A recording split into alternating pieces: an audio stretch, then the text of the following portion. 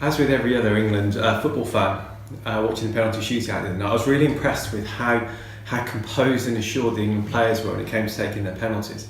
And I think that really is a testament to the approach taken by Gareth Southgate and his coaches in terms of preparing the players for the World Cup and what to expect. It's been really important, I think, that the FA chose to employ a psychologist, Pippa Grange, who has been working in particular on psychological resilience and helping the players to be able to cope with and excel in pressurised environments. And one of the key things that seemed to be mentioned quite a lot when it came to interviews, both before and after the game with Colombia, was this idea of owning the process, players owning the process. And that was particularly true and particularly emphasised when it came to taking penalties in the penalty shootout. Now, what do we actually mean by owning the process? Well, it relates to the skill of taking a penalty. So experts often talk about you can't prepare for, you can't replicate the environment in which the penalty shootout took place. And that's true. You can't replicate a stadium full of 50, 60, 70,000 people all shouting and the emotion that comes with it. But what you can do is prepare really effectively for the skill that you're about to execute. So the first step that you have to do is to make sure that you've got the skills, that you've practiced the skills, and that you can put the ball where you want to put it. So it's really encouraging to hear England talk about the fact they've been practicing penalties a lot. If you can put the ball in the top corner, then the goalkeeper is not going to get there. If you put it in the bottom corner, the goalkeeper's less likely to get there. Obviously they're higher risk shots because there's a smaller degree of error. So like with the Colombian player who hit the crossbar, he was going for the high top corner and he managed to hit the crossbar. But if you've got the skills, you've got a chance.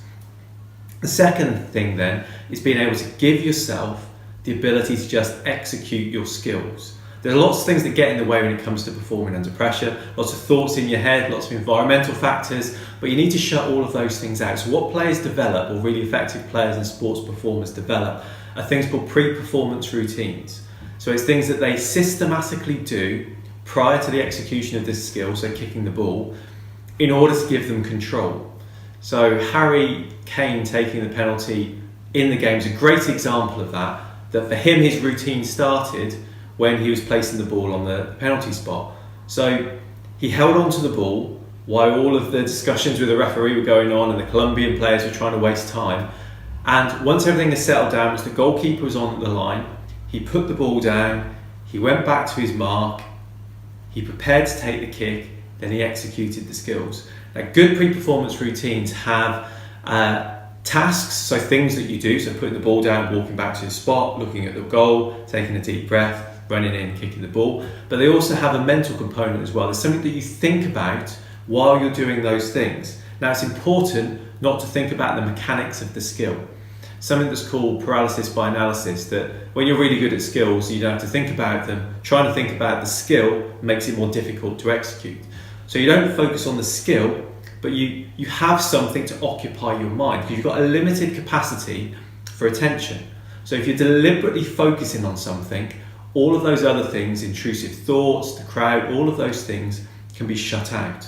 So by having a clear routine that you've practiced, you almost end up in your own bubble that you can perform. It's something that anyone who's been really good at those specific skills over time, you'll see them do. Cristiano Ronaldo in the World Cup, watching when he's taking a penalty or when he's taking a free kick, you can almost see the thought process.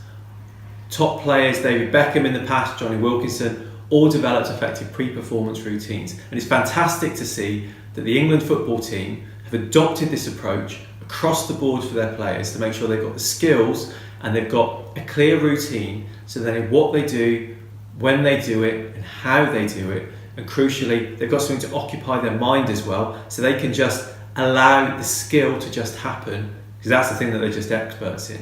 Now, hopefully, if we end up having to take penalties in the future, in the semi-final and hopefully final, then these lessons will be able to apply there as well to ensure that we, again, can be really effective when it comes to the penalty shootout.